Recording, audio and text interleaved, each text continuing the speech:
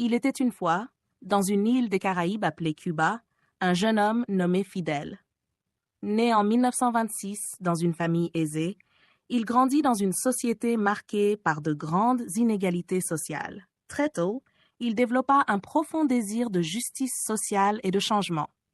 En grandissant, il se rendit compte que le peuple cubain vivait sous la dictature de Fulgencio Batista, un homme soutenu par les États-Unis et corrompu jusqu'à la moelle. Fidel, devenu avocat, réalisa que les réformes légales ne suffiraient pas à apporter le changement. Il prit alors les armes.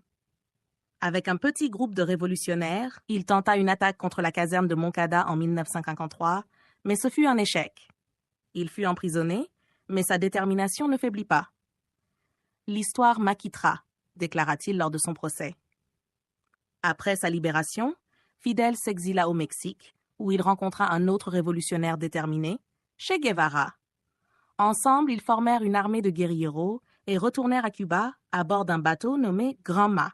Malgré de nombreux obstacles et pertes, Fidel et ses compagnons, réfugiés dans les montagnes de la Sierra Maestra, commencèrent à gagner le soutien du peuple et menèrent des attaques contre les troupes de Batista. Après des années de lutte, la révolution triompha en 1959. Fidel entra victorieux à La Havane, acclamé par les foules. Le dictateur Batista avait fui, et le rêve de Fidel semblait enfin se réaliser.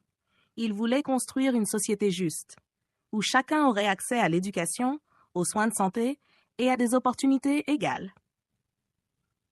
Mais l'histoire ne s'arrêta pas là. Les États-Unis, inquiets de voir un révolutionnaire socialiste aux portes de leur pays, imposèrent des sanctions à Cuba. Fidel, cependant, se tourna vers l'Union soviétique pour le soutien.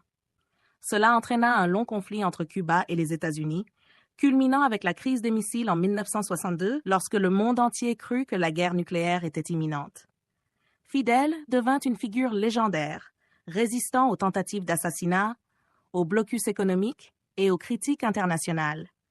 Pendant des décennies, il gouverna Cuba, promouvant une vision socialiste et prenant des décisions controversées.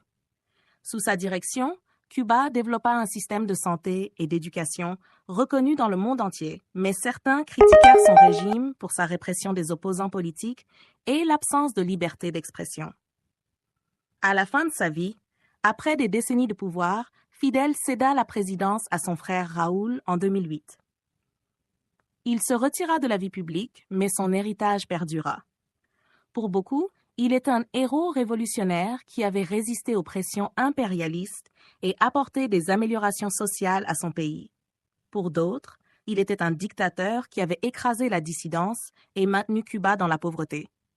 Fidel mourut en 2016, laissant derrière lui un héritage complexe, à la fois celui d'un visionnaire et d'un homme profondément contesté. Sa vie, tel un conte, reste gravée dans l'histoire du monde.